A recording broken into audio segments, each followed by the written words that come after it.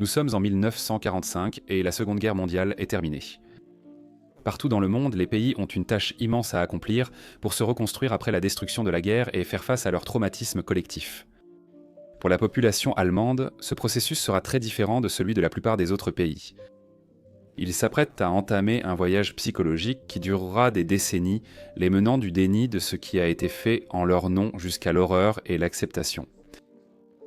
Cela prendra plus de 40 ans, mais ils finiront par accepter que leur défaite lors de la Seconde Guerre mondiale était pour le mieux, même si cela a laissé leur pays détruit. Pourquoi ce processus a-t-il été si long et comment s'est-il déroulé ? Quels événements majeurs ont façonné la compréhension actuelle de l'Holocauste en Allemagne ? Commençons par voir à quoi ressemblaient les choses juste après la guerre, en 1945. Pendant longtemps après la guerre, l'Holocauste a, dans une large mesure, été mis de côté par les Allemands. Leur pays avait été totalement détruit. Il avait perdu des millions, près de 10% de la population. Plus de 12 millions d'Allemands ethniques furent expulsés de l'Est et forcés de s'installer dans les nouvelles frontières réduites de l'Allemagne occupée. De belles villes historiques comme Dresde avaient été totalement anéanties. Peut-être encore plus traumatisant que cela, l'Allemagne avait été divisée en 4 entre les alliés victorieux. Ils avaient en fait cela pour l'affaiblir, afin qu'elle ne puisse plus jamais déclencher une guerre mondiale. Quel était alors le ressenti du public allemand sur la Shoah ? Une bonne première question est, le public en avait-il même connaissance ? La plupart des historiens diraient oui. La plupart du public le savait depuis des années. C'était évident pour tous ceux qui voulaient ouvrir les yeux. Les Allemands vivant dans la Pologne occupée pouvaient voir des ghettos comme celui de Varsovie. Ils avaient été remplis de centaines de milliers de juifs, et avec le temps, ils se vidaient progressivement. Je veux vraiment insister sur la taille de certains ghettos. Le ghetto de Varsovie comprenait des dizaines de rues et a accueilli jusqu'à un demi-million de juifs.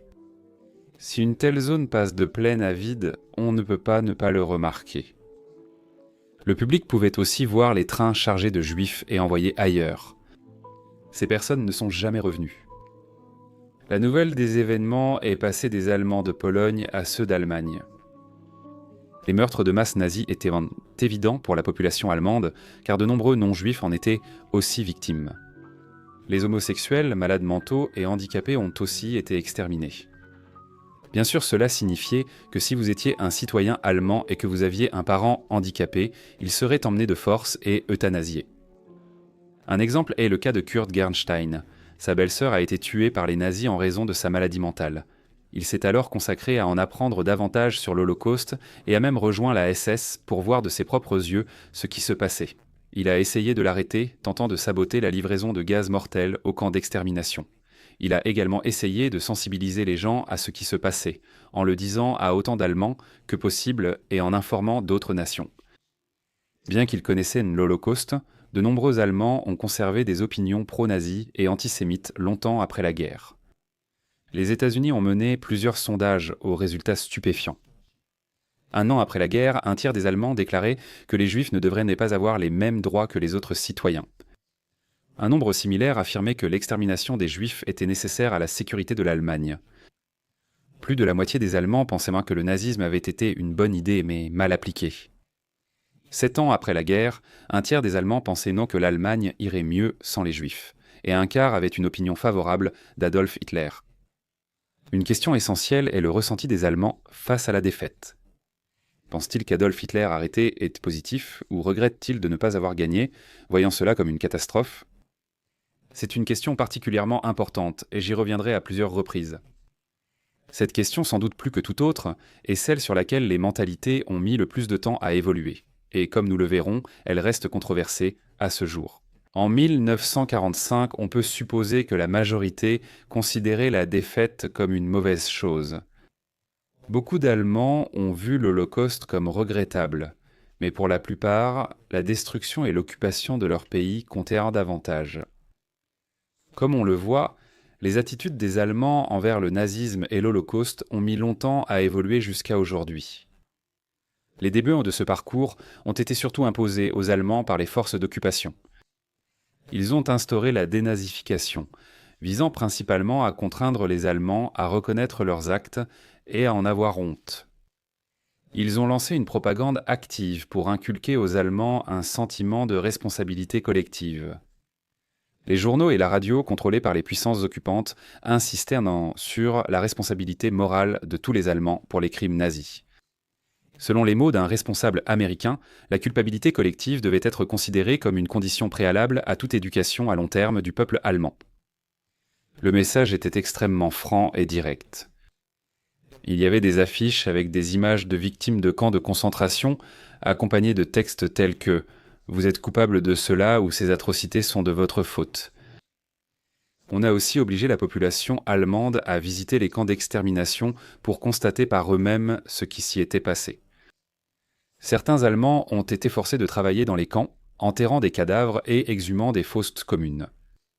Il y avait aussi des films produits pour montrer aux Allemands ce qui avait été fait.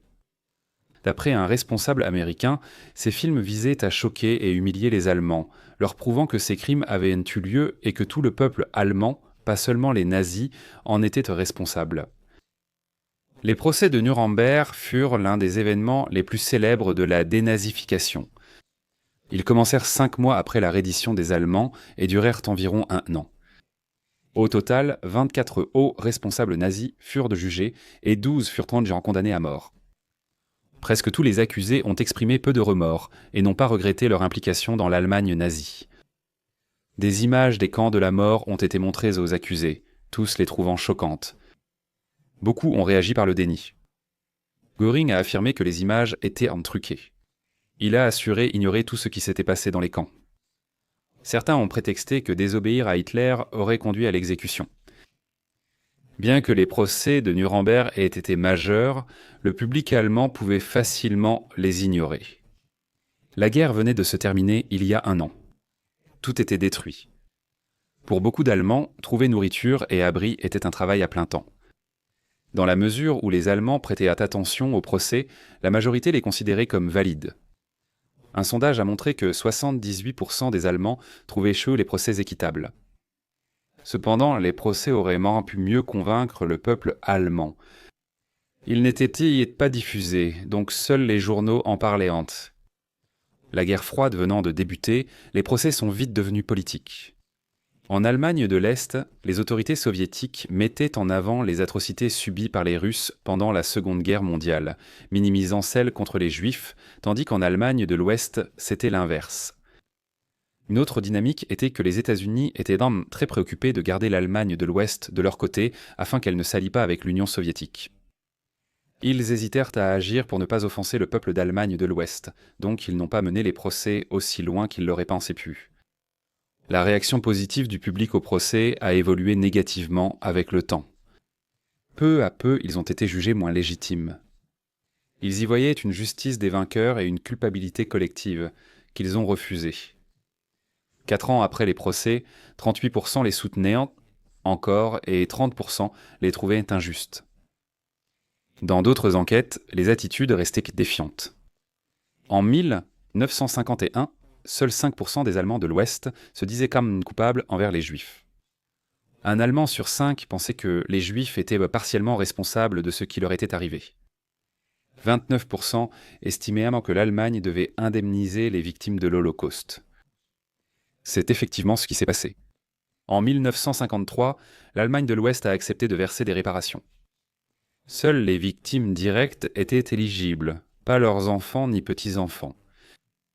Étant donné que de nombreux Allemands n'étaient toujours pas sympathiques envers les Juifs, vous ne serez pas surpris d'apprendre que les réparations étaient politiquement controversées et que de nombreux politiciens ont voté contre. Pour les victimes elles-mêmes, obtenir l'argent était extrêmement difficile. Elles devaient souvent mener un combat acharné qui pouvait durer des décennies. Beaucoup n'ont jamais récupéré les maisons et les entreprises qui leur avaient été confisquées par les nazis. Je pense que cela montre qu'en dépit de tous les efforts de dénazification, les mentalités ont mis du temps à changer. Je veux dire, on parle de juifs qui, par exemple, possédaient une maison seulement 2 décennies plus tôt, qui l'ont vu confisquée par les nazis et qui, aujourd'hui encore, étaient incapables de la récupérer. Pendant les années suivantes, l'opinion publique est restée assez constante en Allemagne, un mélange de défi et de déni. Avec l'Allemagne toujours détruite et divisée, il était assez facile pour les gens de mettre l'Holocauste de côté et de penser à autre chose. L'événement marquant suivant a eu lieu en 1961. C'était le procès d'Adolf Eichmann. Adolf Eichmann, organisateur clé de l'Holocauste, s'est réfugié en Argentine après la guerre. Sur place, les services de renseignement israéliens l'ont retrouvé et arrêté. Il a été transféré en Israël pour y être jugé. Contrairement au procès de Nuremberg, non télévisé, Israël a fortement médiatisé le procès. La défense d'Eichmann reprenait essentiellement celle d'autres accusés nazis. Il disait obéir aux ordres, mais gardait des doutes et se sentait coupable. Il disait suivre les événements car personne ne s'y opposait, même pas les non-nazis de la fonction publique. Eichmann affirma même qu'il avait en réalité voulu arrêter l'Holocauste, mais qu'il n'en avait pas eu le pouvoir. Pour autant, il n'a exprimé aucun remords, disant « Je n'étais pas un dirigeant responsable et, en tant que tel, je ne me sens pas coupable. Nicht beklagen son ni die ». Eichmann a finalement été condamné et exécuté. En Allemagne de l'Ouest, le procès a été très médiatisé et intégré au programme scolaire. Beaucoup l'ont jugé partial et prédéterminé, estimant que c'était un procès spectacle dans un tribunal fantoche. Particulièrement intéressantes étaient les actions du gouvernement ouest-allemand à l'égard du procès. Elles étaient, et je n'exagère pas, totalement conspiratrices. Au départ, ils avaient en fait essayé de protéger Eichmann. Le renseignement allemand savait depuis 1952 où était Eichmann. Ils avaient quant à eux caché cette information à Israël pour essayer de les empêcher de l'arrêter. La principale raison pour laquelle ils ne voulaient pas que le procès ait lieu, c'est qu'il y avait en fait d'anciens nazis qui travaillaient dans le gouvernement ouest-allemand à l'époque. L'un des plus importants était Hans Globke, qui avait été très impliqué dans le régime nazi.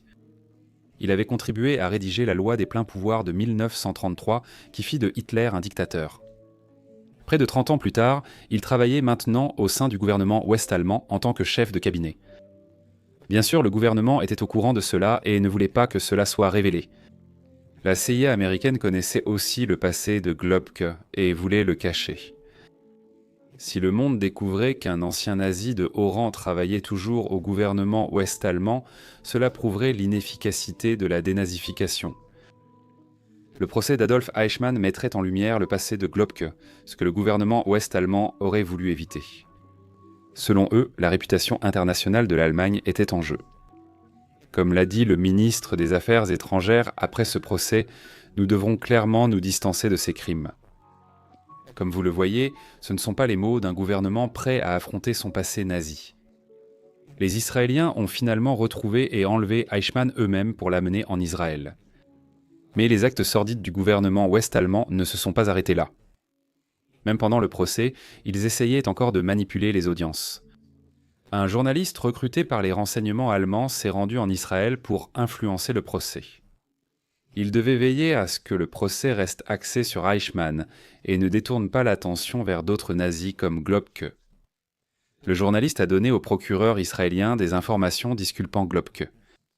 Il est allé jusqu'à s'introduire dans une chambre d'hôtel pour voler des preuves. Finalement, les Allemands de l'Ouest ont gardé le procès, centré sur Eichmann, sans dévoiler le passé de leur chef de cabinet.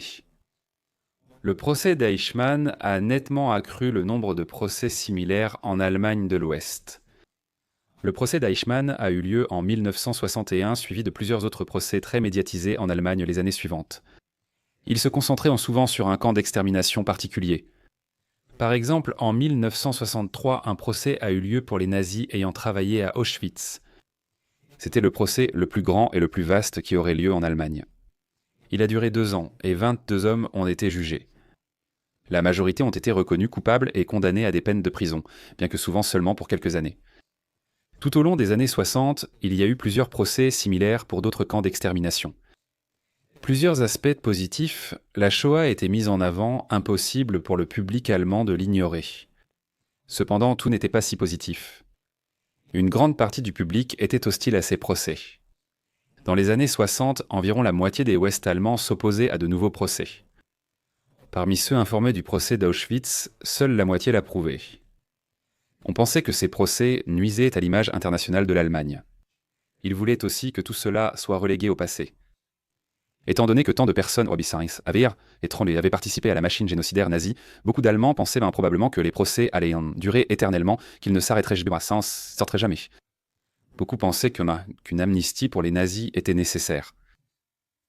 Le début des années 1960 a aussi vu la publication des premiers livres majeurs sur la Shoah. Le premier fut l'énorme livre de Raoul Hilberg, La destruction des Juifs d'Europe.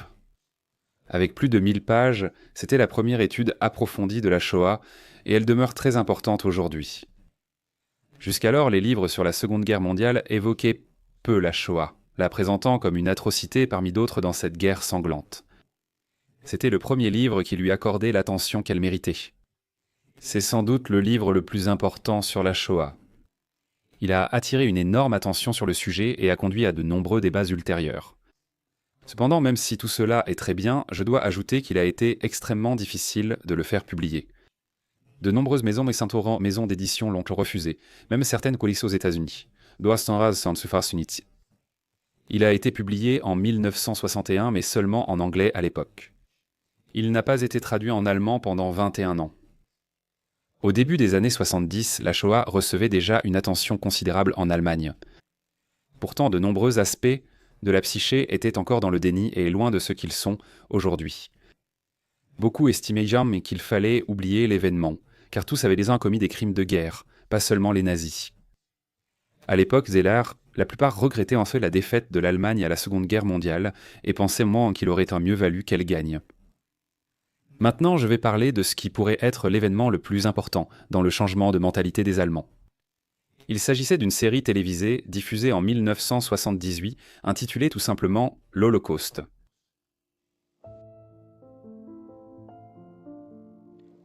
L'Holocauste était une mini-série américaine en 4 parties, diffusée en Allemagne de l'Ouest en 1979. Elle a reçu énormément d'attention. Presque la moitié de la population a vu au moins un épisode. Elle a été très suivie par les jeunes, 68% des 14-29 ans ayant vu au moins un épisode. Elle a atteint une audience record à la télévision allemande. Les gens ont été profondément touchés par cela. Cela a fait une énorme impression. Près des 2/3 des téléspectateurs ont été profondément choqués par la série et 2/5 ont éprouvé de la honte face aux actes de l'Allemagne. Les téléspectateurs disent avoir beaucoup appris de cette série. Beaucoup n'étaient pas conscients de l'ampleur des atrocités, ni de la manière dont elles avaient été commises de façon aussi systématique. Cela a suscité énormément de conversations entre amis, collègues de travail et au sein des familles. De nombreux enfants ayant vu cela ont interrogé leurs parents et grands-parents sur leur implication. C'était la première fois que de telles conversations étaient aussi ouvertes.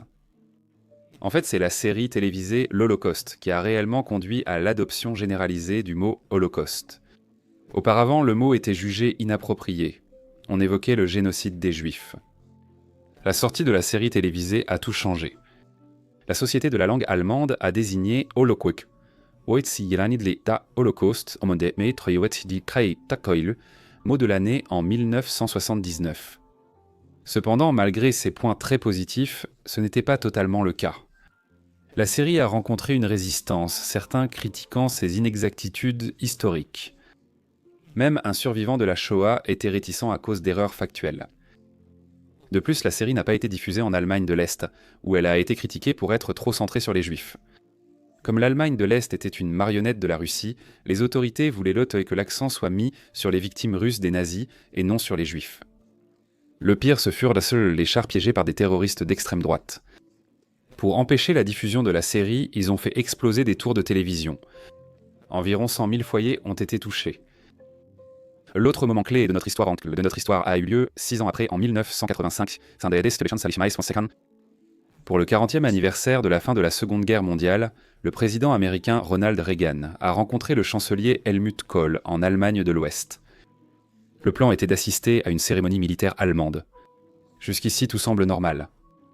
Le problème est que 49 des 2000 soldats allemands enterrés là-bas appartenaient à la SS, groupe paramilitaire nazi. La visite prévue a suscité beaucoup de colère aux États-Unis, surtout chez les communautés juives. De nombreux responsables et célébrités ont protesté contre la visite prévue. 53 sénateurs et 257 représentants ont signé des lettres pour tenter de l'empêcher. L'indignation a provoqué un changement de plan soudain. Reagan et Kohl devaient visiter un camp de concentration et un cimetière. Reagan refusait d'abord de visiter un camp de concentration, craignant d'offenser le public allemand. Finalement, en raison du tollé, il a été contraint de le faire. Reagan a dû se justifier, affirmant que la plupart des tombes étaient celles de soldats allemands ordinaires, pas de nazis. Il a affirmé qu'ils étaient aussi victimes du nazisme que celles des camps de concentration. Je trouve l'épisode intéressant parce que, dans une large mesure, les gens en Allemagne ne comprenaient pas vraiment pourquoi tout ce tapage. Beaucoup trouvaient non normal que Ronald Reagan visite le cimetière avec des membres de la SS. Beaucoup pensaient que le tollé venait de personnes trop sensibles. Un journal a jugé la tempête médiatique d'une semaine presque absurde. Les gens ne pensaient même pas que la question méritait la sensibilité qu'on lui accorderait aujourd'hui. Cependant, un événement très important a suivi la controverse. Le président ouest-allemand a évoqué la fin de la Seconde Guerre mondiale dans un discours. Il a affirmé que la défaite de l'Allemagne devait être vue comme une libération, non une défaite. C'était, selon ses propres mots, une libération du système inhumain de la tyrannie nazie. L'importance de cela est immense. C'était la première fois que l'idée de la défaite allemande comme libération était exprimée publiquement. C'était le début d'un changement d'attitude face à la question tenace. La défaite allemande était-elle une bonne chose ? Ce discours et la controverse avec le président américain ont déclenché un long débat parmi les intellectuels allemands. Il s'agissait d'abord d'un désaccord entre historiens sur l'approche de la période nazie. Le débat s'est tenu dans des articles de journaux. L'historien de droite Ernst Nolte a affirmé dans un article que l'Holocauste n'était pas unique historiquement et l'a comparé au goulag communiste en Russie. Ces arguments étaient globalement très apologétiques envers le nazisme. De nombreux historiens et intellectuels de gauche ont réagi publiquement. Le célèbre philosophe allemand Habermas a soutenu que Nolte essayait de blanchir le passé nazi et que l'Holocauste ne pouvait pas être comparé au goulag. L'année suivante, des dizaines d'articles ont alimenté le débat dans les journaux. Au final, aucun camp n'a gagné le débat, mais cela a attiré beaucoup d'attention sur l'Holocauste. Cela signifiait que l'Holocauste était abordé intellectuellement. La plupart des grands intellectuels allemands ont participé au débat et beaucoup ont lu les articles. La fin des années Brassolette 1980 a marqué le plus grand moment récent de l'Allemagne, la réunification. Concernant la Shoah, l'un des plus grands défis était d'unifier les deux récits différents à son sujet. L'Allemagne de l'Ouest n'a jamais totalement réussi sa dénazification, mais a instauré une démocratie stable. A l'inverse, le peuple d'Allemagne de l'Est a subi une propagande anti-nazie bien plus intense pendant des décennies. Cependant, le récit qu'on leur avait inculqué était que le fascisme était survenu à cause d'une crise du capitalisme et qu'il aurait dû être résolu par le communisme. Les médias sur l'Holocauste restaient bien accueillis en Allemagne. En 1994, le film La liste de Schindler est sorti et a été bien accueilli. Son impact n'a pas égalé la série des années 70, mais il a exposé les spectateurs à des images réalistes de l'anéantissement des Juifs. En 1995, on a célébré le 50e anniversaire de la fin de la Seconde Guerre mondiale. Le message du gouvernement était plus conciliant que jamais. Aux précédents anniversaires, la Shoah avait été comparée à d'autres crimes de guerre, mais pas cette fois. Le gouvernement a de nouveau présenté la défaite de l'Allemagne nazie comme une libération, non une défaite. La victoire des Alliés était enfin vue positivement. Le tournant du millénaire a vu l'ouverture du premier mémorial public de l'Holocauste à Berlin. Il y a eu quelques résistances à cela. Le maire de Berlin s'y est opposé et a boycotté la cérémonie d'ouverture. Il a estimé que c'était trop grand et vulnérable au vandalisme. Certains ont critiqué le mémorial car il n'honorait que les victimes juives de l'Holocauste, alors qu'il y en avait bien d'autres. Aujourd'hui, l'héritage de l'Holocauste reste controversé. La question reste de savoir si la défaite de l'Allemagne en 1945 était positive. Le public allemand est devenu plus conservateur ces dernières années. En 2015, une enquête montrait que la plupart des Allemands voyaient la victoire des Alliés comme une libération du nazisme. Seuls 9% des Allemands voyaient la Seconde Guerre mondiale comme une défaite. Ce taux a depuis augmenté. L'un des principaux partisans de ce point de vue est le parti politique Alternative pour l'Allemagne ou Alternative pour l'Allemagne. Ils ont progressé dans les sondages ces dernières années et sont désormais le deuxième plus grand parti. La présidente de l'Alternative pour l'Allemagne a affirmé que la défaite de 1945 n'était pas une libération. Cependant, il est indéniable que le sentiment allemand sur l'Holocauste a évolué au fil des décennies. La plupart des Allemands rejettent l'idéologie nazie et condamnent les atrocités commises au nom de leur pays. Nous verrons ce qu'il adviendra de l'héritage de l'Holocauste dans les prochaines années.